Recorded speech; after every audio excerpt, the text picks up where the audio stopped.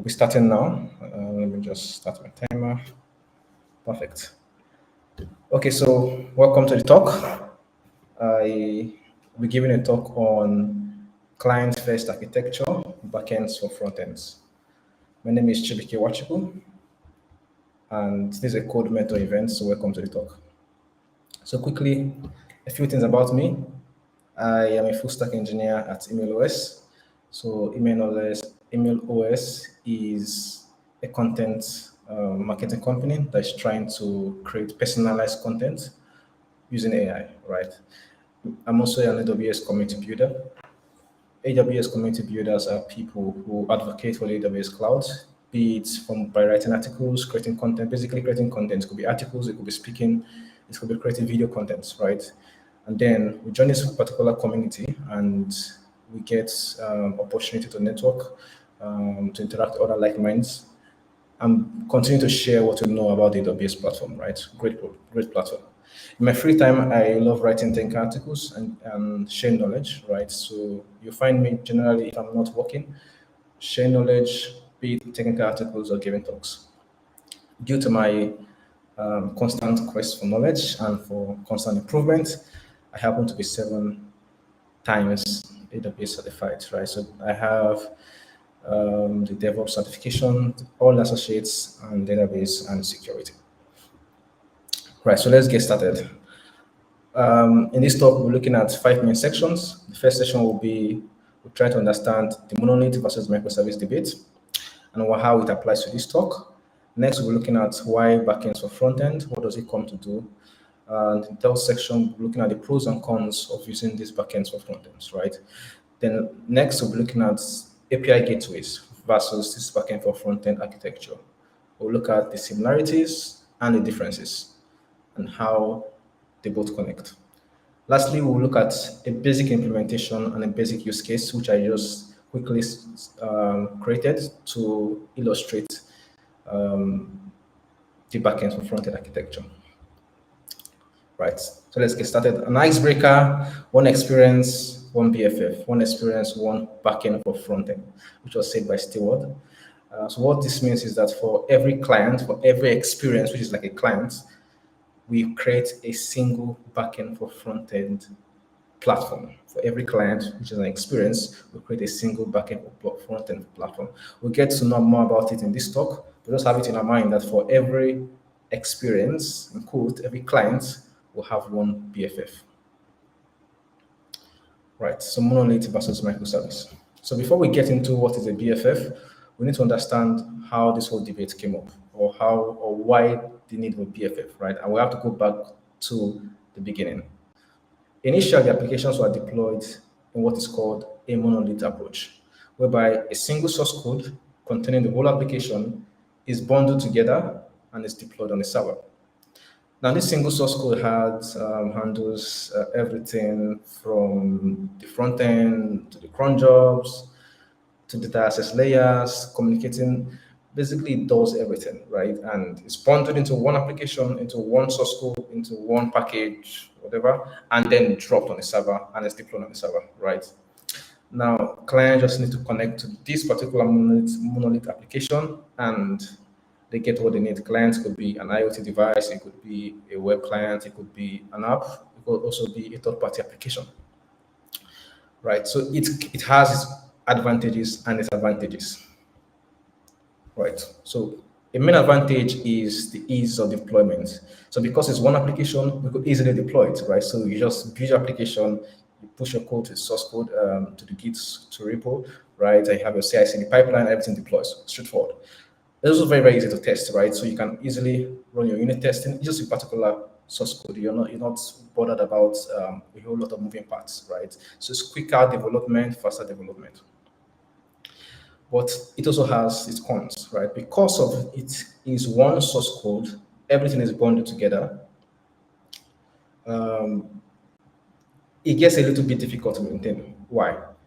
Because a change in a particular section could cause another module. So if we have a single application creating the modules, there's a tendency that if you change one module, another dependency, it could be dependent on another module that could cause that particular module to crash, right? Now, because everything is in one application, a change will affect the other one. You're also forced to use the same technology because it's the same source code. For instance, you're building a Laravel application, you're deploying the application, which is a Laravel app. It's the same source code, right? So you're tied down to using the PHP language. Even if you want to create a section of your application that may not work best with the PHP language, it could work best ideally with another language, perhaps Node.js or Java. But because of the monolith, you have to work with the PHP language, right? This also boils down to scalability issues, whereby if you have a monolith e-commerce application and users only sign up, but they don't actually try to buy a product, and you have 1 million users always signing up, right, but they don't proceed to buy a product. Now, there's going to be a lot of demand on your application. The DevOps teams or the ops teams that manage this application sees a lot of demand, right?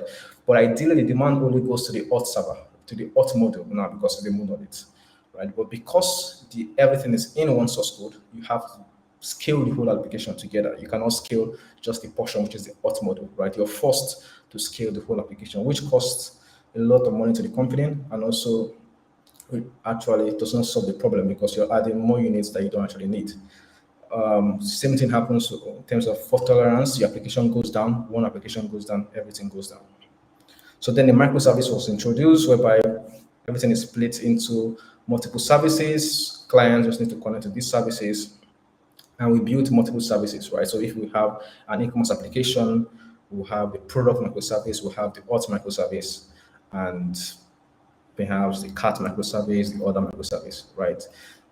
It solves a lot of issues with the monolith in terms of agile development, easier scalabilities, right? So you can easily just scale the auth module while leaving the auth microservice now, while leaving the other microservices at their normal rate, right? You're not increasing the server space or whatever. You leave them at the normal rate and you only increase the auth microservice because that's where the demand is coming in, right? This allows you to have technology flexibility, right? So this is a basic diagram that shows this. The monolith has everything bundled together, and the microservices has to communicate. Basically, there's multiple services running, and the UI, which is the client, now needs to communicate with multiple microservices, multiple services. But the problem with this approach is that if you look at it works as expected, but now the client has to communicate with up to 4 or 5 or more microservices to get the data it needs. Initially, it only needed to communicate with a single monolith. Now, this is where the backend for frontend comes into play. So what exactly is the BFF? Now, the BFF sits as a layer between the microservices and the client, acting as an aggregator and an additional layer of abstraction. So basically what happens is that we have a client and we have the microservices. Now, clients needed to call up to 4 microservices to get what they needed. But now, the BFF stands in between and rather does the call for the client, right? So the client just needs to call once to the BFF. This particular BFF then communicates with the microservices, calling the 4 of them and giving a single response back to the client. Now, how it is designed, because this architecture is tailored more to the clients, is what I call a client-centric architecture. So we have each BFF dedicated to a particular client. So from the diagram, which I got from Sam Newman, he wrote a great article on this whole architecture concept. We have a mobile BFF that caters to mobile devices, right? You could have Android, iOS, Windows communicating to this particular mobile BFF, right? You have a desktop BFF communicating with desktop client. You could have a third-party BFF communicating with other third parties, right? And they just need to know this particular BFF and they get what they need, right? So it handles the filtering, the formatting, and everything that has to do with microservices response. But like I said, it's a client-centric approach whereby the client comes first in the design, right? It is designed to enhance the user experience, providing exactly what the client needs. So each format, removing unnecessary data that the client doesn't actually need, perhaps for security reasons or any other reason, right? So why do we use the BFF? So first important thing is data manipulations, right? So most times clients manipulate or do a lot of manipulations on their own end. So they call a particular API, and then you have to still transform the data on their own end, like perhaps adding something, removing something, just to make sure then what the UI or the front end or the display needs, right? So the BFF allows us to have, because we have just a layer that is catering to a particular client, it knows what this client needs, right? So what usually happens in companies is you have the BFF engineer working with with the front end, or let me say the client engineer. So the client could be a mobile device, right?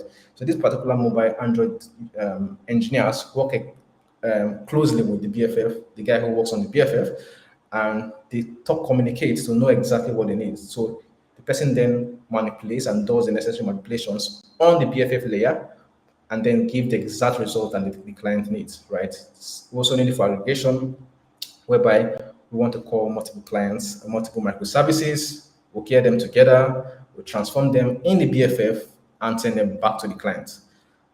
Another main point will be security. Why we use it is because of security.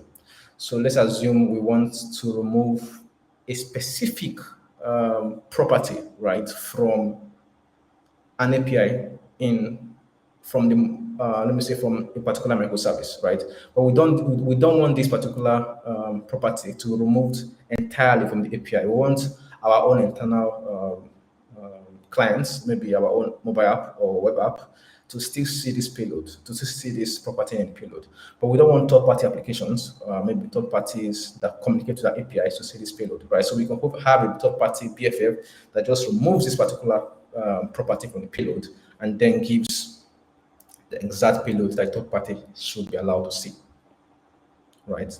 So what are the pros and cons of using the BFF? So let's just go deep down into understanding exactly how this favors us and also what challenges that come with building a BFF. So like I stated, because the first advantage, or one of the advantages, right, is because we are communicating just once. The client does not need to make multiple calls. So I gave a scenario of having 4 microservices, right? And client doesn't need to make 4 calls again to get data it needs. It only needs to make 1 call to a particular BFF and then gets the data it needs. So the BFF does the 4 calls, right? And gives the data exactly, the client exactly what it needs. A second point will be fewer client manipulations, right? So the client does not have to bother about removing a field, formatting, doing some transformation on the client end. BFF can actually do all those things, fetching, manipulating, aggregating. This removes the need from the client end to perform this data manipulation to display a unique view to the user, right? So BFF helps us also handle this particular use case. I also said about security, having an additional layer of security. You could have perhaps an additional layer of authorization or whatever, or just perhaps using it to just remove or to add perhaps new fields, remove fields that you don't want, what they call sensitive fields, that you don't want a particular client to see, right? So the BFF also handles that. Another main point is what I call separation of concern. So most times, we hear demands from perhaps your PM to implement a particular change on an API that just suits a particular client. Oh, the mobile app needs something. Can you quickly do this in the backend? And you do it. And they come and say something else needs. But now you're making specific changes that only came because a mobile application needs it. So the web client didn't actually need these changes, right? But now the problem is because the problem happens is that servers tend to live longer than front ends because front ends are always changing, UIs are always changing, right? So the payload at a particular point changes, right? But the server tends to live longer. So why do we have to then make changes directly on the server just to suit a particular manipulation that was needed on a particular server, on a particular client, right? It could be a mobile device, it could be an IoT device, right? So, but if we have a BFF, we could be doing manipulations on the particular BFF and still leave the server as it should be, sending the exact payload, exactly what it should send, right? And then each BFF manipulating and doing exactly what each client needs it to do. it also makes it easier to maintain because you're not actually introducing front-end changes directly on the backend. Also, it removes the need to update client response. So imagine you're deployed your application, a particular version of your application, and then you need to create a new version of your API. Now, creating a new version of the API sometimes entails breaking changes, whereby you change the payload structure and you change the properties that are being returned. Now, the client, without the BFF, you need to communicate with each client team. We say, okay, we added this payload, we removed this particular payload, we added this layer of security, and what have you, right? But with the BFF, because it acts as a layer of abstraction, we don't really need to change the client, right? The client still communicates with the BFF. The BFF now has, or what I call the BFF engineers, now have to communicate with the API engineers to say, okay, what are the new payloads that come in from this new application version, right? And then they implement the changes, but still give the output exactly as if version 1, assuming this is version 2, they give the output exactly as the version 1 to the client. So the client does not even know something has happened, meaning client doesn't have to bother about quick deployments or quick version changes that happen on the server side. It's only focused on this particular client, on a particular, let me say, experience that it needs to focus on, right? So BFF works wonderfully in this aspect, whereby it does the whole heavy lifting for the particular client, right? So there's always a catch. I am one who wrote this statement, right? So for every good thing that happens, there could always be a catch, right? So what is the catch in having a BFF in your architecture? First con, it increases network latency. Now, you have to make multiple network calls.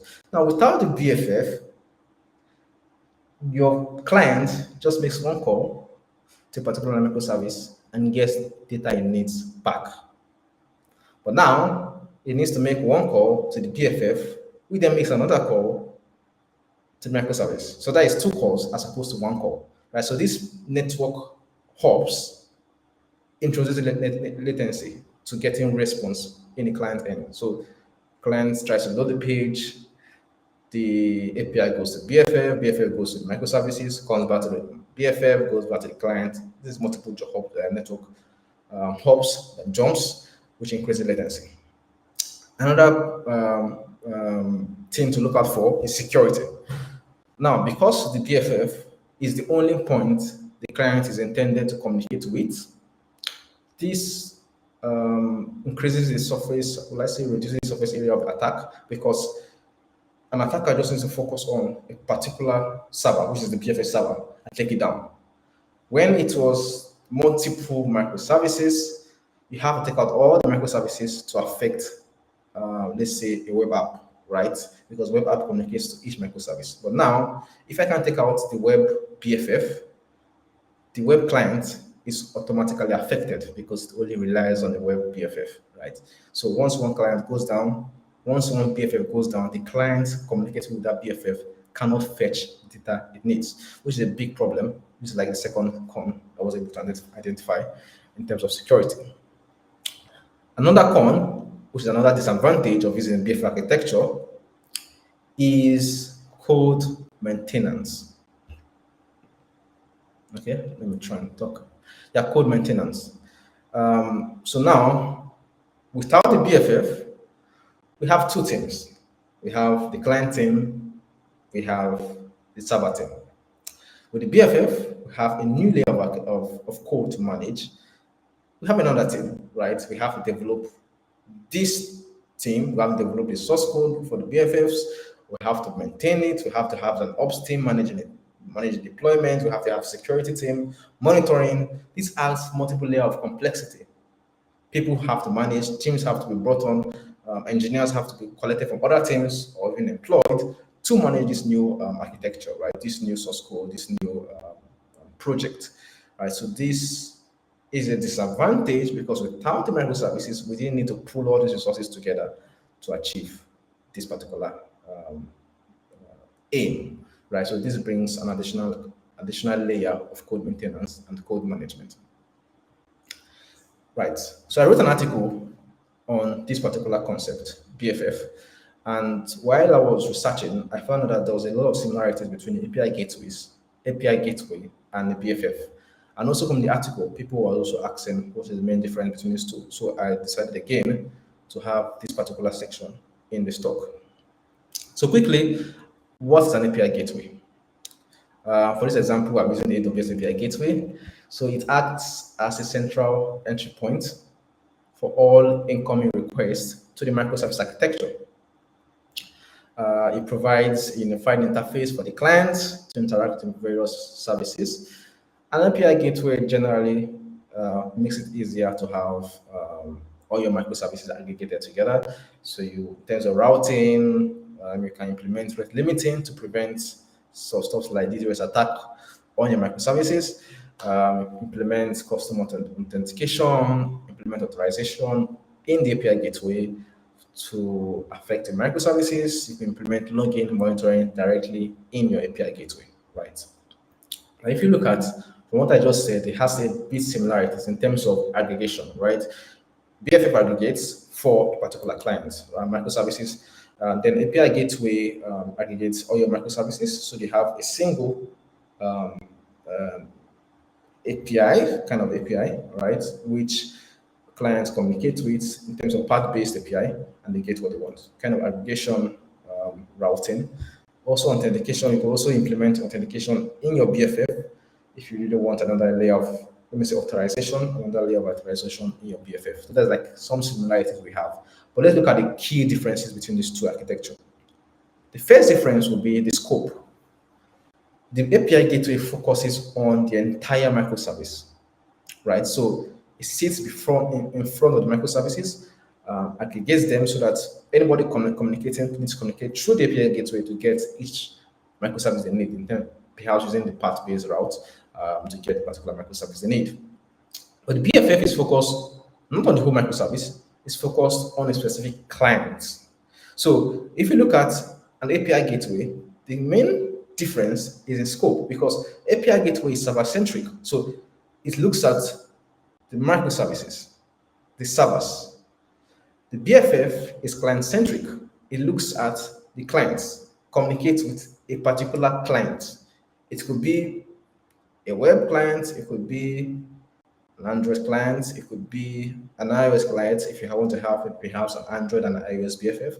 If you want to have a mobile BFF that caters for both the Android and iOS, that's perhaps they have the same view intent.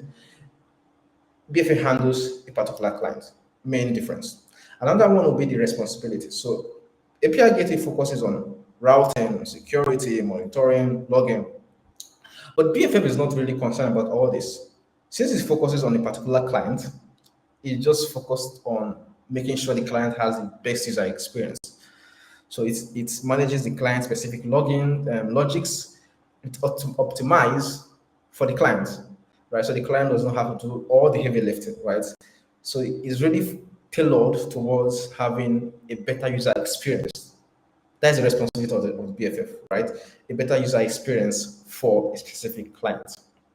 In terms of granularity, an API gateway operates at a big level, at a micro level, a macro level, right? Handling requests from multiple clients, right? For multiple clients. Yeah, for multiple clients. Yeah, it can also be from multiple clients, right? To communicate with particular microservices. So it sets and takes requests from every place from the third party. You could take from everybody, right? But the BFF works at a smaller level, right? At a much granular level, right? Catering to a specific client. So the key difference here is just which I call the server-centric versus the client-centric. One focuses a lot on the server, one focuses a lot on the client. So just a quick reminder, a standard API gateway handles requests from all clients interacting with the system, while a BFF handles a specific client. API gateway handles requests from all clients, interacting with the system, which are like the microservices, and then BFF handles a specific client. So when should we use a BFF? The deciding factor here is the client. So the moment you need to provide unique functionality for a particular client, it could be mobile, web, third-party, IoT, desktop, then it is strongly advised to consider using BFFs for each client. When you need to provide unique functionality, that is a keyword, for a particular client, then you need to consider using a BFF. Meaning, when we have different interfaces, when the interface between multiple clients differs significantly, the UI differs significantly, the interface that they're looking for differs significantly, then we're looking towards having a BFF. Implementation and use case. In this section, I will just quickly show a demo where I just allow us to see a BFF in action. So before I go into the demo, just quickly, I will share a source code in a chat once I move to QA. But what I use to build this quick demo is serverless framework. So serverless framework allows us to quickly deploy serverless applications on a cloud. Right, it supports multiple languages like Node, PHP, so Node, Python, Java, and also allows us to have extended functionality by use of plugins. So I developed this particular BFF, which was deployed on AWS Stack using the serverless framework. So look at the workflow for the example I have. So we have two Lambda microservices. Basically, we have two Lambda functions, which are two microservices. Then we have two clients, a desktop client and a mobile client. Now, these two clients, their interface varies significantly. So I look at it as us having two different UI requirements for these clients. And then we have two BFFs that then sit between each client. They format the response to make sure it suits the particular interface for a particular client. So let's look at the architecture. So the architecture for this is we have the two clients, we have two BFFs, and we have the two microservices. So if you look closely, the payload for is close to, there's an image which I just placed close to the Lambda function, is different. The payload for the mobile is different for the payload from needed for the web client. A secret, which is like, let's assume is a secret, is being removed and is not sent to any client. I think it's sent to just, yeah. So it's removed from the web client and only allowed in the mobile client. So that's another example of security in the BFF. Right, so demo time. I will stop sharing this tab so I can just quickly share the browser to just show a very basic demo, which you just saw in the architecture. Let me stop sharing.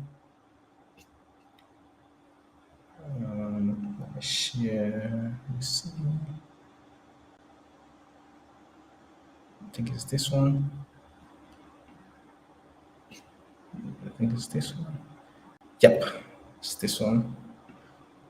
So I just have very simple. Microservice A returns microservice data. Microservice B returns microservice B payload. Then we have the BFF that sits between each of them, aggregating, formatting, and returning this. This is the web BFF, and then we have the mobile BFF that gets data, aggregates, and then formats. Right. So basically, a very basic demo, which the architectural diagram actually showed.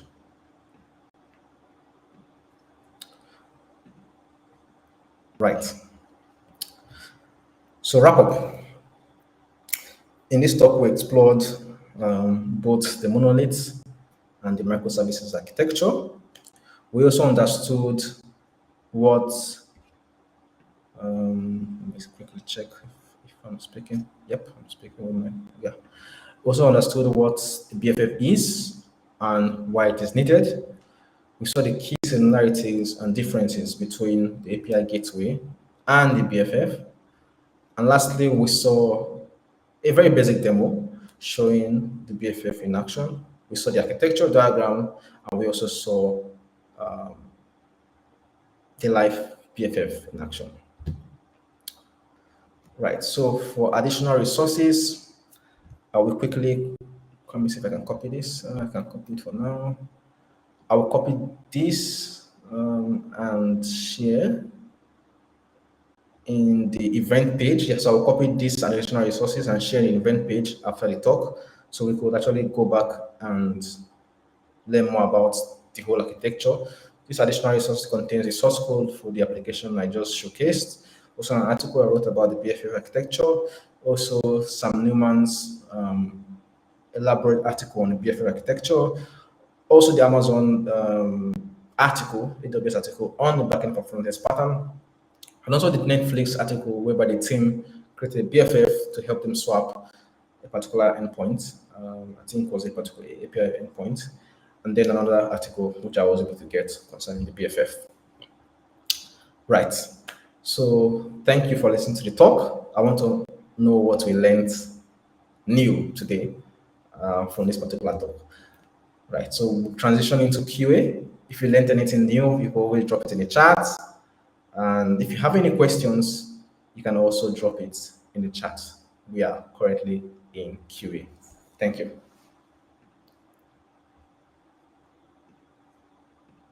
Okay, so I'm looking at the QAs. So given the similarities, would you expect to see BFF?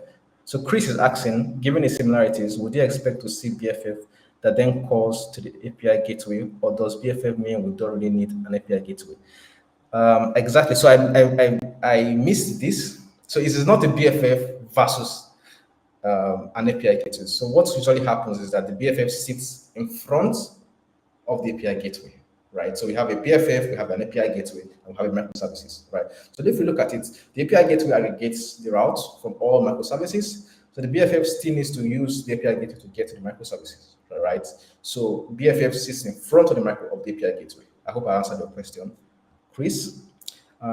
Louis is asking, is it a BFF versus GraphQL? Not really. So GraphQL is just a way of returning data back to the client. You could have a REST, you could have a GraphQL. But if you look at it, a BFF is more than a GraphQL endpoint, right? So let's assume we have a GraphQL, but the client needs a particular payload, right? For this payload is being exposed by the GraphQL schema or some stuff like that, right? And the client can still get it. But BFF wants to remove this particular payload entirely from the request. So the BFF will obviously sit before, which is like we have sometimes some API gateway that return GraphQL schemas instead of REST API. So the BFF will sit in front of this particular GraphQL endpoint. The BFF will also be a GraphQL endpoint itself, right? But filtering to make sure the initial GraphQL response does not get to the particular client, right? So Lewis also asked, in BFF, should the unique microservices be mobile and another to the UUI? Yes, so the main point is if the interface is defined. So what usually happens is we have a BFF for the web client, a BFF for the mobile client, because mobile and web are usually having different interfaces, different payload requirements, right? So everything has to be tailored to the need of the team. So you see some teams that will tell you they have an Android BFF and an iOS BFF. Now, because they felt the interfaces between the Android and the iOS differ significantly, right? So it is not what a single mobile BFF would help them to do. So they separated them, right? So yeah, so it has to fall back down to the client, right? So if the interfaces are a lot different, so you have to have different BFFs.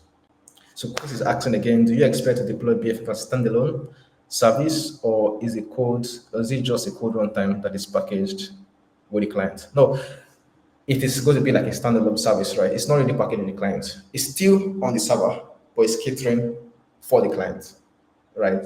So ideally, in the team I worked where I learned about the BFF, it was the backend engineers, the API engineers that were removed to work on the BFF for a particular client, right? So it's deployed as a server, or it could be Lambda, it could be a normal Node.js application, right? Just deployed, right? Exactly for a particular client, but it's not packaged with the client. The client application is different. So Chris also asked, final question for clarity. I think we covered this briefly. Does the backend team provide the BFF code, or is it the client team who is responsible? It's the backend team, because the client does not. Okay, let me try again. The client could be a mobile device, and perhaps working with Kotlin to deploy a mobile application. The backend will be deployed, microservice will be deployed with Node.js, right? Now, to create a BFF, which will be on the server, it has to be in Node.js. So the backend team has to create a new team that will handle this new application, which is like a new runtime, a new source code, which will be in Node.js also, or any language they decide. So, but basically, the backend team handles the BFF. So what we usually have is the client team brings a representative, the backend team brings a representative. They have a meeting, they agree on the payload requirements, and then the backend engineer creates this BFF, returning the exact payload that the client needs. I hope I was able to answer your question, Chris. No, that was good. Thanks. Yes. Thank you, everyone, for joining the call. Really nice having you all in my talk and also sharing knowledge. You can connect to me on LinkedIn, Chibuike Nwachukwu, or on GitHub, where you see the source code and other proof of concepts that I've also built. And do have a nice day. Thank you so much. I'll be ending the call now. Bye bye. Thank you very much. Thanks. Thank you too. Yeah. Bye.